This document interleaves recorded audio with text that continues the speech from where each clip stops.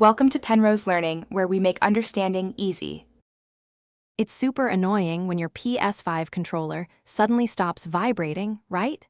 That tactile feedback is a huge part of the gaming experience. Sometimes it's a simple setting, other times it's a deeper glitch.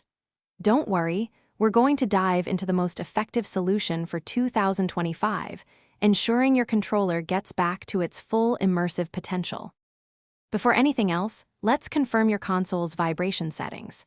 Head into your PS5 main menu, go to Settings, then Accessories, and locate Controllers. Make sure vibration intensity isn't turned all the way down. While you're there, always confirm your PS5 software is completely up to date, as system updates often include important bug fixes for peripherals. A simple power cycle can work wonders for many tech issues. Completely shut down your PS5, wait about 30 seconds, then power it back on. Once it's booted, try repairing your controller. Sometimes a fresh connection clears things up. And just to be sure, always try connecting with a different USB-C cable, as faulty cables can cause unexpected problems.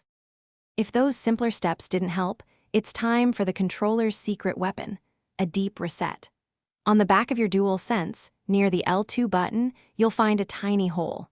Use a straightened paperclip or a SIM ejector tool to press the button inside for about 5 seconds. This completely refreshes the controller's internal software, often fixing those stubborn vibration bugs. Now that the controller is reset, we need to make your PS5 forget it entirely. Go to your PS5 Bluetooth settings and delete the controller from the list.